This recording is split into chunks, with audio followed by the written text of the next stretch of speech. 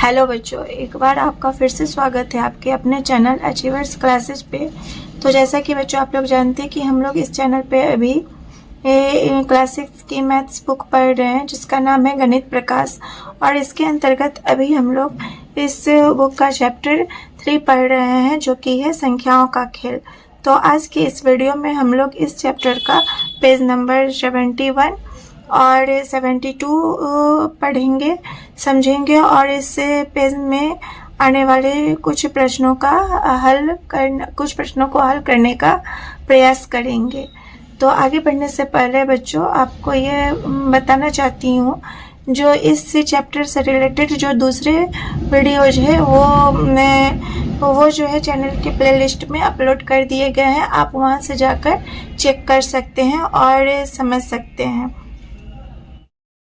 देखिए बच्चों, page number 71 पे जो है टॉपिक है खेल और जीतने की युक्तियाँ। इसमें कह रहा है जो संख्याओं का उपयोग खेल खेलने और जीतने की युक्तियों में बनाने में भी किया जा सकता है। यहाँ एक प्रसिद्ध खेल दिया जा रहा है जिसे 21 कहा जाता है। इसे एक सहपाठी के साथ खेलें, इसे घर में भी खेलने का प्रयास करें।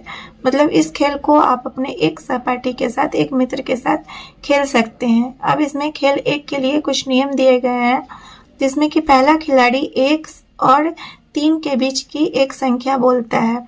अब दोनों खिलाड़ी बारी बारी से पहले बोली गई संख्या में 1, 2 या 3 जोड़ते हैं। जो पहले 21 पर पहुंचेगा वह जीतेगा।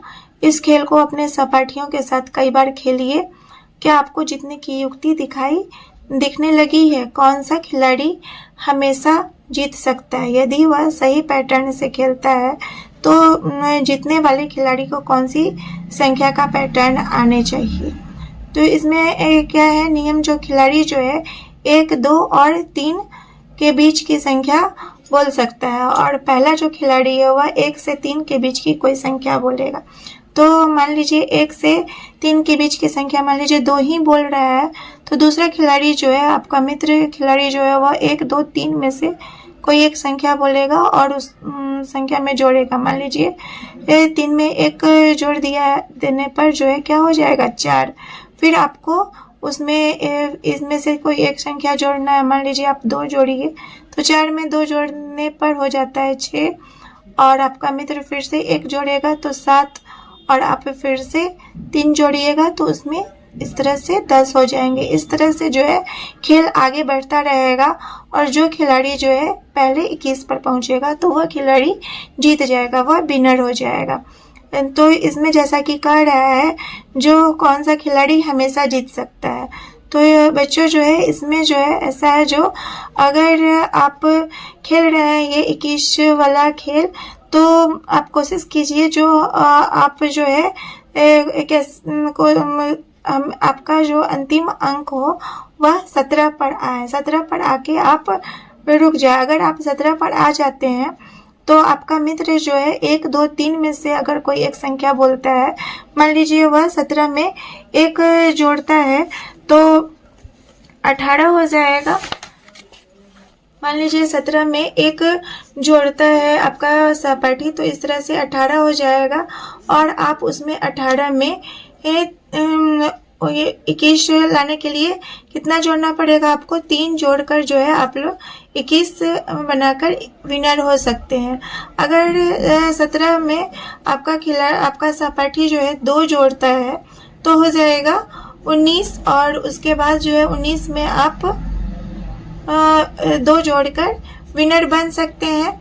और अगर आप 17 पे हैं और आपका सहपाठी जो है 3 बोलता है तो आप 20 पे आ जाएंगे और 20 में आप 1 जोड़कर आप फिर से विनर बन सकते हैं, 21 बन सकते हैं। मतलब इस गेम में जो है विनर बनने के लिए जो है हम लोग को जो कौन से अंक पर आना पड़ेगा, 17 पर हम लोग अगर आ जाए तो इस तरह से हमारा मित्र इन तीनों संख्या में से कुछ भी बोलेगा तो हम लोग विनर हो सकते हैं। इसी तरह से जो है दूसरा गेम है, इस तरह से जो अगला गेम है वह है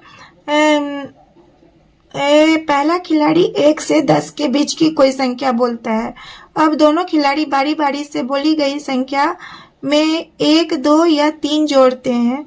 जो खिलाड़ी पहले 99 पर पहुंचेगा वह जीतेगा। अब इस खेल को भी कर रहा है जो 99 पर पहुंचना है। पहले गेम में हम लोग 21 पे पहुंच रहे थे, 21 पर पहुंचने वाला खिलाड़ी जीत रहा था। अब हम लोग को 99 पर जीतना है। तो अब हम लोग क्या करेंगे, जो पहला खिलाड़ी 1 से 10 के बीच की कोई संख्या बोलेगा और उसमें उसी तरह से जैसे गेम 1 में हम लोग 1, 2, 3 को जोड़ के गेम आगे बढ़ रहे थे, उसी तरह से इस गेम में भी हम लोग को 99 तक जाना है। 99 पर पहुंचने वाला खिलाड़ी जो है विनर हो जाएगा। इस खेल को अपने सहपाठियों के साथ खेलिए कि देखिए क्या आप जीतने की संगत रणनीति को समझ पा रहे हैं। कौन सा खिलाड़ी हमेशा जीत सकता है, इस बार जीतने वाले खिलाड़ी का संख्या का पैटर्न क्या होगा। तो 99 वाला जो गेम है इसमें जो है खिलाड़ी को जो विनर खिलाड़ी हो उसको ध्यान रखना चाहिए जो वह जो है हमेशा 95 पर आ जाए।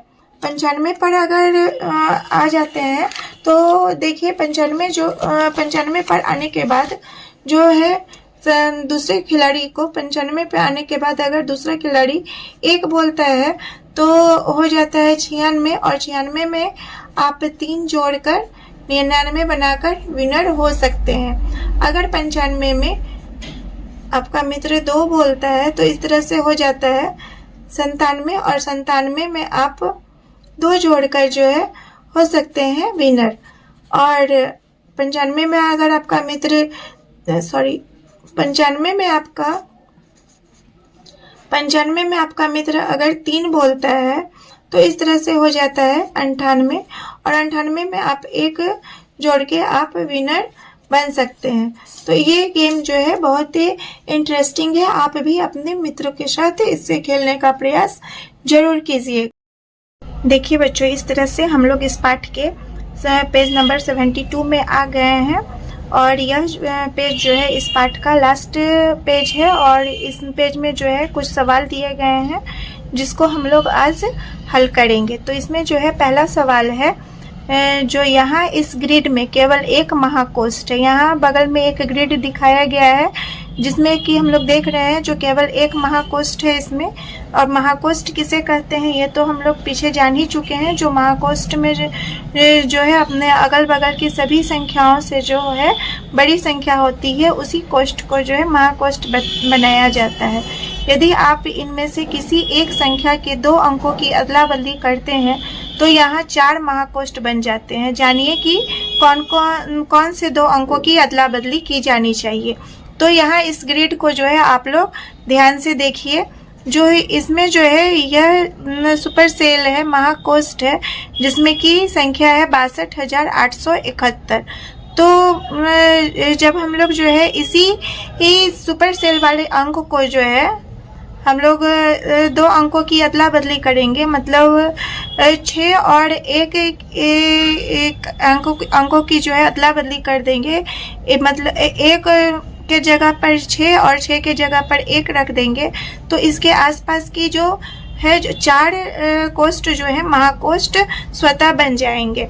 देखिए आप लोगों की मदद करने के लिए मैं इसे सॉल्व करके इस प्रश्न को सॉल्व करके रखा है। देखिए और आप लोग भी इसे समझिए। देखिए यहाँ पर जैसे कि किताब में ग्रिड में जो है सुपर सेल बनाया गया था इसको 62,871 को। तो उस समय जो है ये अगल बगल और आगे पीछे सभी अंकों से जो है यह संख्या बड़ी थी।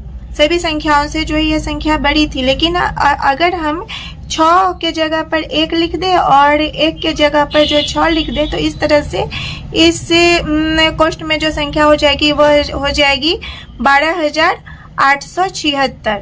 अब 12,876 हो जाने के बाद जो है देखिए जो ऊपर दिया हुआ है 39,344 और इसके नीचे है 50,319 और इस तरफ जो है वह है 45,306 और इस तरफ है हो जा रहा है 23,609।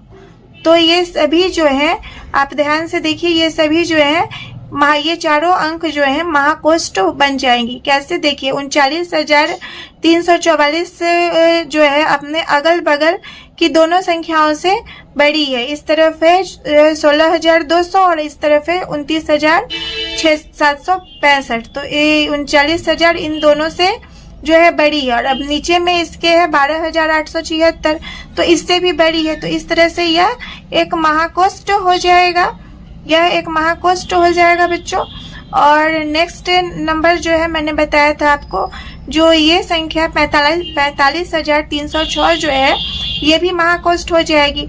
अब इसके ऊपर नीचे वाली भी संख्या को देखिए, तो ये दोनों भी इससे क्या है, इससे 45,306 से छोटी है। और इस तरफ वाली संख्या जो है 12,876 भी 45,306 से छोटी है। तो ये कोष्ठ भी क्या हो गई, ये कोष्ठ भी एक सुपर सेल में बदल गई।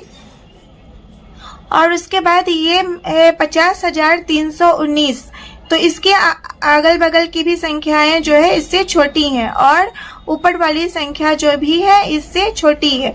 तो इस तरह से 50,319 वाली कोष्ठ भी जो है एक महाकोष्ठ में बदल गई। और ये संख्या 23,609 वाली कोष्ठ जो है ये भी महाकोष्ठ में बदल गया, क्योंकि इसके भी ऊपर नीचे की जो संख्याएं हैं ये इनसे छोटी है और इस तरफ की भी जो संख्या है ये भी इससे छोटी ही है। तो इस तरह से ये भी एक महाकोष्ठ में बदल गई। इस तरह से हम लोग देख रहे हैं जो ये सुपर सेल प्रश्न में जो सुपर सेल बनाया गया था, महाकोष्ठ वाला जो संख्या था, उसी के दो संख्याओं को के स्थान परिवर्तन करके हम लोग जो है इस ग्रिड में जो है 4 सुपर सेल्स आराम से बना सकते हैं।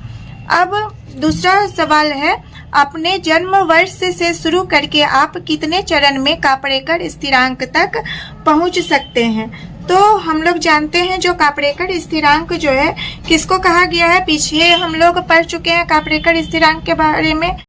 तो जो हम लोग जानते हैं जो कापड़ेकर स्थिरांक जो है वह एक संख्या है जो है 6,174। 6,174 को हम लोग जो है कापड़ेकर स्थिरांक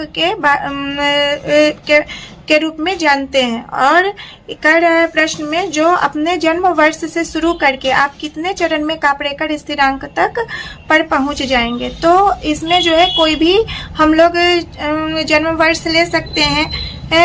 अब उदाहरण के रूप में मैं एक ले रही हूँ जन्म वर्ष 1984। इसमें जो देखिए यह जो है 4 अंकों की संख्या है, 4 अंकों की संख्या है। तो हम लोग जानते हैं जो इस कापड़ेकर स्थिरांक में इससे बनने वाली सबसे बड़ी संख्या के रूप में जो है वह क्या बन जाएगा? तो हो जाएगा 9, 8, 4 और 1। और सबसे छोटी संख्या के रूप में हो जाएगा 1, 4, 8 और 9। और इन दोनों को जब हम लोग घटाएंगे तो हम लोगों को C मिलेगा, तो वह हो जाएगा C के रूप में जो है हो जाएगा, यहाँ 11 में से 9 जाएगा तो 2, ये 13 में से 8 जाएगा तो 5, और ये हो जाएगा 7, 7 में से 4 जाएगा तो 3, और ये 9 में से 1 जाएगा तो हो जाएगा 8।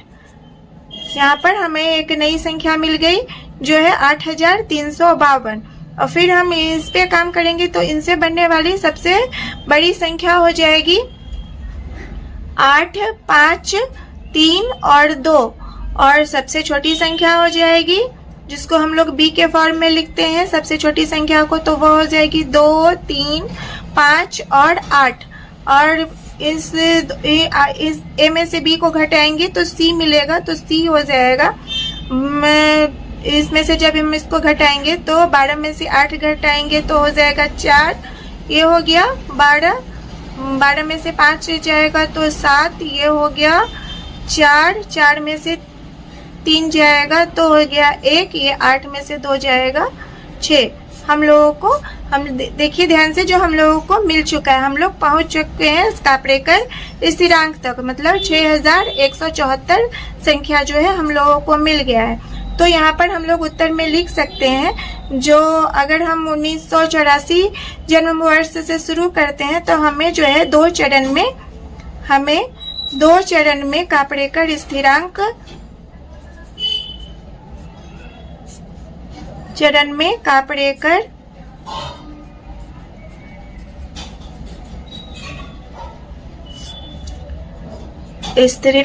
स्थिरांक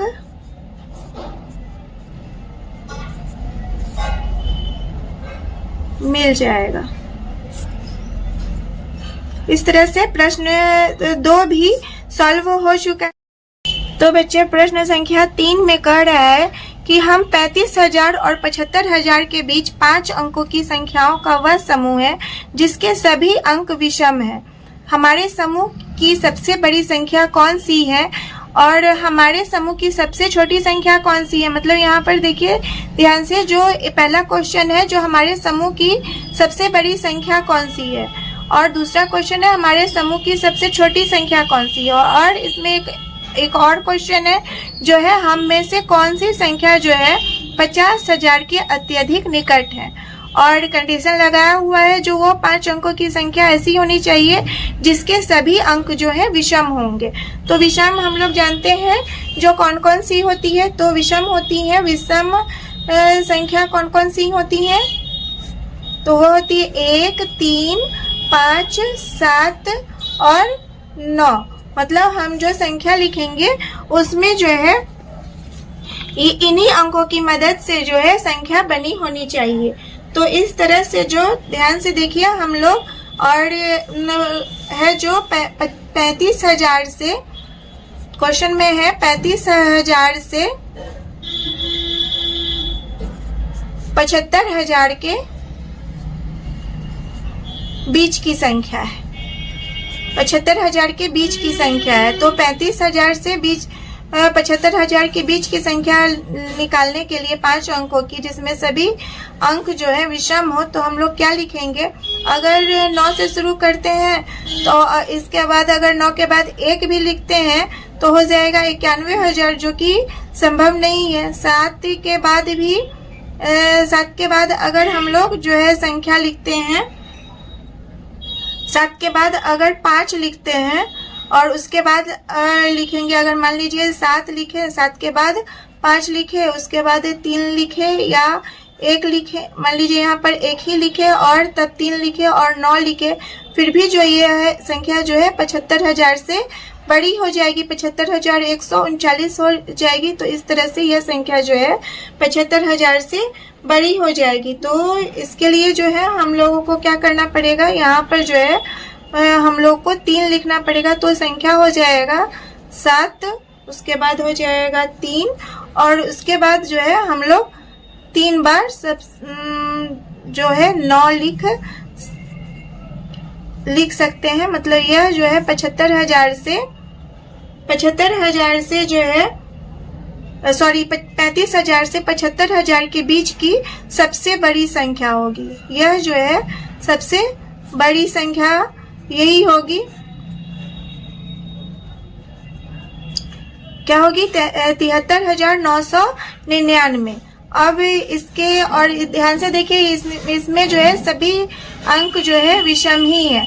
और अगला क्वेश्चन जैसे कि प्रश्न में था जो सबसे छोटी संख्या निकालना, तो सबसे छोटी संख्या क्या होगी,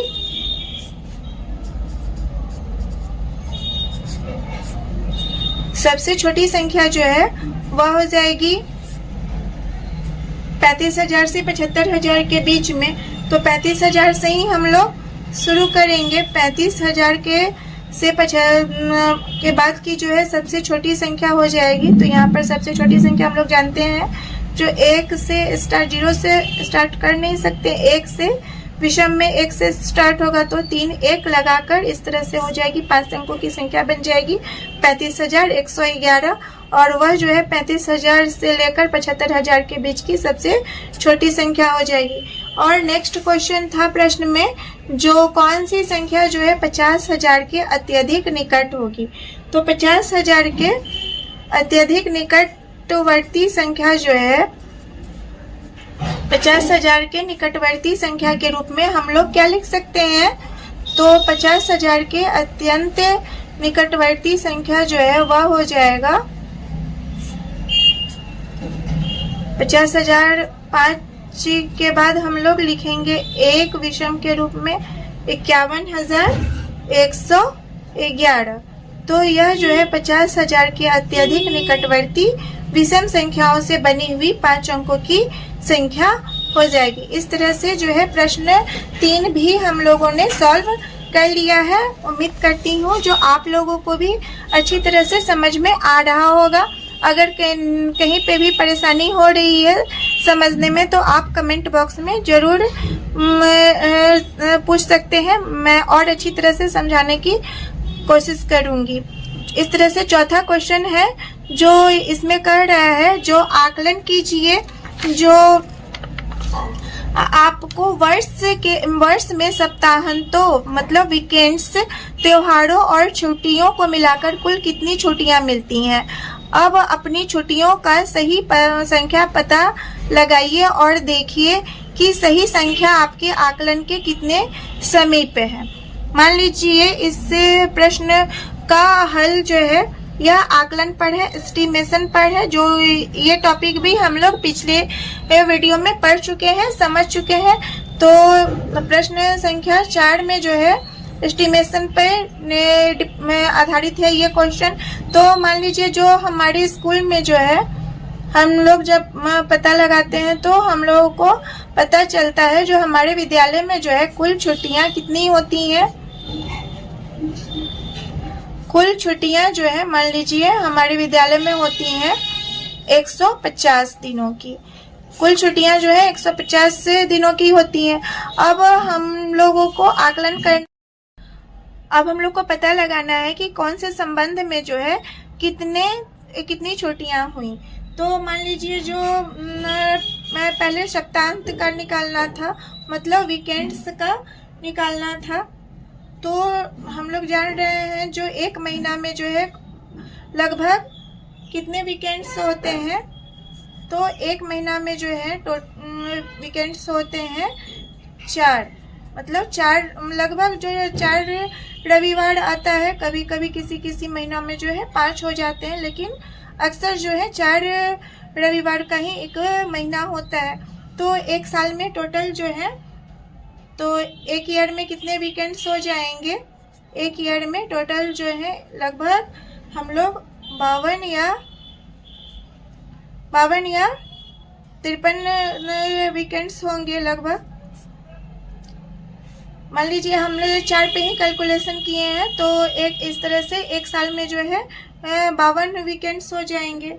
अब अगली छुट्टियां जो है स्कूल में विद्यालय में होती हैं गर्मी की छुट्टियां। तो अगली छुट्टी जो है गर्मी की छुट्टी है। तो गर्मी की छुट्टियां कितने दिनों की होती हैं। तो मान लीजिए ये गर्मी की छुट्टियां जो है हर स्कूल में अलग अलग होती हैं, अलग अलग दिनों की होती हैं। मान लीजिए हमारे विद्यालय में जो है गर्मी की छुट्टियां 40 दिनों की होती हैं। अब ठंड की भी छुट्टी होती है, अधिक ठंड पड़ने लगता है तो हमारे विद्यालय में जो है ठंड के कारण भी छुट्टियां होती हैं। तो ठंड की छुट्टियां मान लीजिए लगभग 20 दिनों की होती है, 20 दिनों की होती है।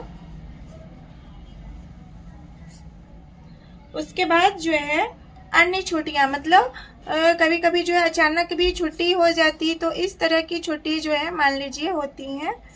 अन्य छुट्टियां जो है, अन्य छुट्टियां मान लीजिए होती हैं 10 दिनों की छुट्टियां। और त्योहारों की छुट्टियां, त्योहारों की छुट्टियां जो एक छुट्टी होती है जब हमारे त्योहार आते हैं, तो उस समय भी हमारे विद्यालय में छुट्टियां होती हैं। जैसे कि दिवाली हो गई, होली हो गई, दशहरा हो गई, तो ईद हो गई। तो इन सब टोटल त्योहारों की छुट्टियां मान लीजिए हमारे विद्यालय में पूरे साल में त्योहारों की टोटल जो छुट्टियां जोड़ेंगे तो वो मान लीजिए हो जाती हैं 30 दिनों की। तो अब हम लोग एक एस्टिमेशन कर चुके हैं जो हमारे विद्यालय में जो है लगभग कितनी छुट्टी होती है। अब टोटल छुट्टियों को जो हम लोग जोड़ेंगे तो टोटल छुट्टियां जो है टोटल कितना हो जाएगा। तो इस तरह से टोटल छुट्टियां जो है कितनी हो गई, तो 52, 40, 20, 10 और 30 को जब हम लोग जोड़ेंगे तो टोटल हो जाएगा ये 2 और इधर 5, 4, 9, 9, 2, 11, 1, 12, 3, 15। तो टोटल छुट्टी लगभग कितने दिनों की हो गई? लगभग 152 दिनों की टोटल छुट्टियां हो गई। तो हम लोग देख रहे हैं, जो हम लोग जो है जितनी छुट्टियां टोटल हमारे स्कूल में 150 दिन की होती है, तो हम लोग जो है लगभग हम लोग अपने सही उत्तर तक आकलन कर चुके हैं। तो इस तरह से यह जो है प्रश्न संख्या 4 भी सॉल्व हो चुका है। नेक्स्ट क्वेश्चन जो है वह है एक जग, एक बाल्टी और एक छत पर रखी टंकी की क्षमता का लीटर में आकलन कीजिए। तो देखिए बच्चों, एक जग में जो है आपके घर में जो जग होता है तो उसमें जो है लगभग कितना पानी आता है? तो हम लोग जानते हैं, जब एक आप अपने घर में जो जग रखा हुआ है उसको देखिए, जो उसमें लगभग जो है कितना पानी आता है। तो एक जग में जो है लगभग कितना पानी आएगा? 1 से 1.5 लीटर का पानी आएगा। ये डिपेंड करता है कि आपकी जग की क्षमता कितनी है। तो लगभग 1 से 1.5 लीटर या 2 लीटर, बड़ा जग है तो 2 लीटर भी पानी आ सकता है। इस तरह से है। दूसरा है जो एक बाल्टी में कितने पानी लीटर में कितना आकलन कर सकते हो? तो बाल्टी में जो है, छोटा बाल्टी है तो 5 लीटर आएगा, नहीं तो बड़ा है तो 10 लीटर भी आ सकता है पानी, और बहुत बड़ा अगर बाल्टी है तो 20 लीटर 25 लीटर भी आ सकता है। और नेक्स्ट क्वेश्चन था छत पर रखी टंकी। तो छत पर रखी टंकी जो है उसमें भी 1000 लीटर का आकलन हम लोग कर सकते हैं। जो छत पे रखी जो टंकी होती है उसमें 1000 लीटर पानी आता है। छोटी टंकी होती है जो 500 लीटर की भी होती है। तो और बहुत बड़ी टंकी जो होती है, जिनका परिवार बड़ा होता है, तो वो अपने छत पर जो है 2000 लीटर का भी टंकी लगाते हैं। तो इस तरह से ये प्रश्न भी हो गया। अब जो है प्रश्न संख्या 6 में कह रहा है, जो एक 5 अंकों की संख्या तथा 2 3 अंकों की संख्या इस प्रकार लिखिए कि उसका योगफल 18,670 हो। तो ये प्रश्न जो है बच्चों बहुत ही आसान है, ये आप जो है आराम से बना सकते हैं। इसमें कह रहा है 5 अंक की संख्या लेना है। तो 5 अंक की संख्या हम लोग क्या लेंगे? प्रश्न संख्या कितना है? 6। प्रश्न संख्या 6 है।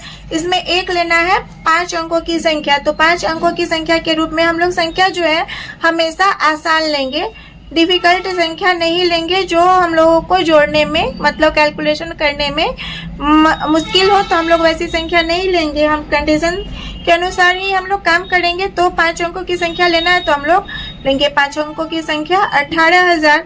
अब उसमें कह रहा है 2 3 अंकों की संख्या लीजिए। तो 2 संख्या लेना है जो 3 अंकों की है।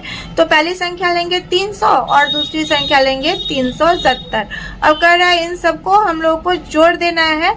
तो जब हम लोग इसको जोड़ेंगे तो हो जाएगा 18,670। कह रहा था क्वेश्चन में था जो एक 5 अंक की संख्या लेना है और 2 3 अंकों की संख्या को इस तरह से लेना है कि उनका योगफल जो है 18,670 हो गया। तो यहाँ पर हम लोग देख रहे हैं जो ये प्रश्न बन गया है, आराम से बन गया। आप लोग जो है इन संख्याओं के जगह पर जो है कोई और भी संख्या लेकर आराम से इस प्रश्न को बना सकते हैं। ये प्रश्न जो है बहुत ही आसान है। अब जो है अगला क्वेश्चन है प्रश्न संख्या 7। वह है 210 से लेकर 390 के बीच की एक संख्या को चुनिए। मतलब 210 से लेकर 390 के बीच की कोई भी संख्या लेना है। अब आगे कह रहा है अनुच्छेद 3.9 में दिए गए संख्या पैटर्न के समान एक पैटर्न निर्मित कीजिए जिसमें यह चुनी गई संख्या योगफल हो, जिसमें यह चुनी गई संख्या जो है योगफल हो। अब पैटर्न जो है हम लोग 3.9 में हम लोग पढ़े थे, तो उस आधार पर जो है हम लोगों को 210 से लेकर 390 के बीच में कोई एक संख्या चुनकर वैसा पैटर्न को निर्मित करना है। तो मान लीजिए हम लोग 210 से लेकर 390 के बीच की संख्या जो है हम लोग लेते हैं जो संख्या लेते हैं वह है 300। हमें हमेशा जो है, जैसा कि पीछे भी मैंने बताया है, जो हमेशा हम लोगों को जो है आसान संख्या ही लेनी चाहिए, जिससे हम लोगों को कैलकुलेशन करने में जो आसानी हो।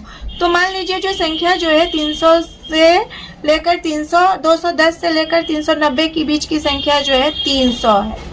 अब इसको जब हम लोग उस पैटर्न पर निर्मित करेंगे तो 300 को कैसे करेंगे हम लोग? 300 को कैसे लिख सकते हैं? 30 गुने 10 भी लिख सकते हैं। इस पैटर्न में हम लोग 30 गुने 10 भी लिख सकते हैं। तो 30 गुने 10 करने पर 300 होगा। अब ध्यान से देखिए, इस 10 को जो है हम लोग ऐसे भी लिख सकते हैं, 30 गुने 2 गुने 5। इस 10 को जब हम लोग तोड़ेंगे तो 2 गुने 5 में भी आ जाएगा। अब इस तरह से हम लोग को जो है पैटर्न बनाना है, जिसमें कि 30 से देखिए, अब हम लोग जब इसको ऐसे अगर हम लोग पैटर्न बनाएंगे जिसमें जो है 2 कॉलम में होंगे और सभी में हम लोग 30 लिख देंगे, 5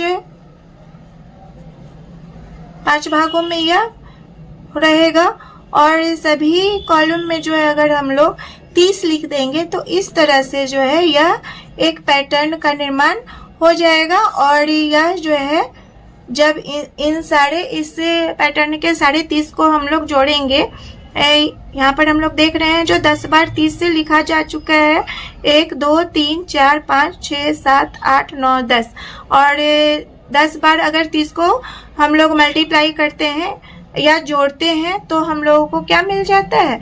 300 मिल जाता है। तो इस तरह से प्रश्न संख्या 7 भी सॉल्व हो चुका है। अगला क्वेश्चन है, अध्याय 1 की सारणी 1 से 2 की घात का अनुक्रम याद कीजिए। इस अनुक्रम में शुरू की सभी संख्याओं के लिए कोलाज अनुमान सही क्यों है? तो अध्याय 1 में जो है का जो सारणी 1 है वह पेज नंबर 3 में दिया गया है। आप लोग इस पुस्तक का पेज नंबर 3 पलट के देखिएगा तो आप लोगों को सारणी मिल जाएगा, जिसमें 2 की घात भी दिया गया है। वहाँ पे जाके आप लोग देखिएगा तो 2 की घात के रूप में जो है लिखा हुआ है क्या होता है, और हम लोग जानते भी हैं जो 2 का घात जो है क्या क्या होता है। 2 का घात होता है 1 2 4 8 16 32 64 इत्यादि। ये सब जो है 2 का घात है, ये सब जो है 2 का घात है। तो यहाँ कह रहा है जो कोलाज अनुमान जो है इन सब के लिए सही क्यों है। तो देखिए कोलाज अनुमान में हम लोग जान रहे हैं जो संख्या अगर हम लोग सम लेते हैं तो उसका आधा कर देते हैं, और विषम लेते हैं तो उसको संख्या को 3 गुना करके 1 जोड़ के आगे बढ़ते हैं। तो यहाँ देखिए अगर मान लीजिए हम लोग कोई भी संख्या लेंगे, जैसे कि 8 ही लेंगे, तो इसमें भी 8 का आधा हो जाएगा 4, फिर 2, फिर इस तरह से हम लोग 1 पर पहुंच जाएंगे। 16 लेंगे तो उसका भी आधा 8, फिर हम लोग लास्टली 1 पर ही पहुंच रहे हैं। और इस तरह अगर 64 भी लेंगे फिर भी हम लोग 1 पर ही पहुंच जाते हैं। तो इस तरह से जो है 2 की सभी घातों के लिए जो है कोलाज अनुमान बिल्कुल सही है। अब प्रश्न संख्या 9 में जो है कह रहा है, प्रश्न दिया गया है, यदि कोई व्यक्ति संख्या 100 से शुरू करता है तो क्या कोलाज अनुमान लागू होगा? इस विषय की जांच कीजिए। तो चलिए इसको हम लोग बनाते हैं। संख्या 100 से शुरू करना है और कोलाज अनुमान देखना है जो कितने देर में हम लोगों को जो है 1 मिल जाता है। हम लोग 100 से शुरू करना है। तो देखिए 100 सम संख्या है तो इसका जो है सम संख्या है तो इसका आधा जो है 50 होगा। 50 भी सम है, इसका आधा 25 होगा। 25 हम लोगों को विषम हो गया है तो 25 में 3 से गुना करेंगे तो 75, और 75 में 1 जोड़ेंगे तो 76। अब 76 एक क्या है? सम संख्या है तो 76 का आधा हो जाएगा 2 तिया 6 और 2 8 16। अब 38, अब इसका 38 का आधा हो जाएगा 19। 19 विषम संख्या है, तो इसका जब हम लोग 3 से गुना करेंगे तो हो जाएगा 57, और 57 में 1 जोड़ेंगे तो 58। ये एक सम संख्या है, इसका आधा करेंगे तो हो जाएगा 29। ये एक फिर से विषम संख्या हो गया, तो 29 में 3 से गुना करेंगे तो होगा 87, और 87 में 1 जोड़ के हम लोग बन जाएंगे, आ जाएंगे 88 पर। अब 88 एक सम संख्या फिर से हो गई है, तो 88 का आधा हो जाएगा 44, और 44 का आधा हो जाएगा 22, और 22 का आधा हो जाएगा 11। 11 फिर से एक विषम संख्या मिल गई, तो 11 का 3 गुना हो जाएगा 33। 33 में 1 जोड़ेंगे तो हो जाएगा 34। अब 34 फिर से सम संख्या हो गई है, तो सम 34 का आधा हो जाएगा 17। 17 को 3 से गुना करेंगे तो 51। 51 में 1 जोड़ेंगे तो 52। 52 का आधा 26। 26 का आधा 13।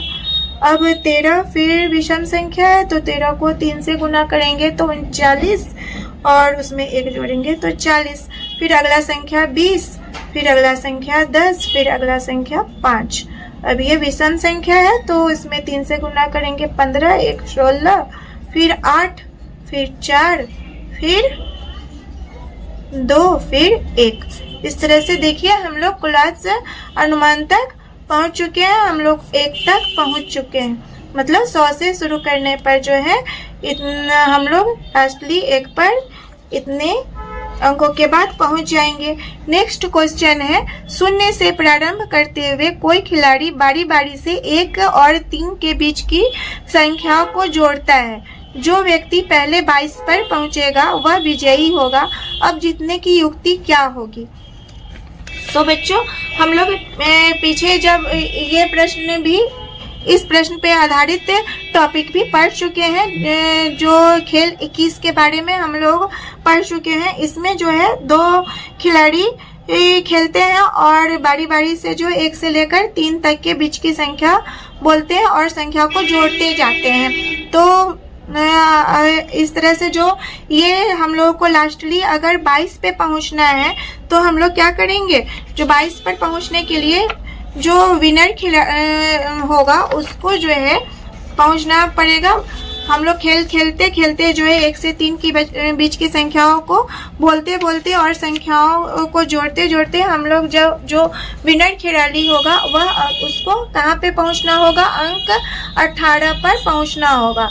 अगर खिलाड़ी जो है 18 पर पहुंच जाता है तो उसका मित्र अगर 1 बोलता है तो इस तरह से 19 हो जाएगा, और 19 में जो है 3 लगाकर 19 में 3 जोड़कर जो विनर होगा वह 22 बोल देगा और इस तरह से वह विजयी हो जाएगा।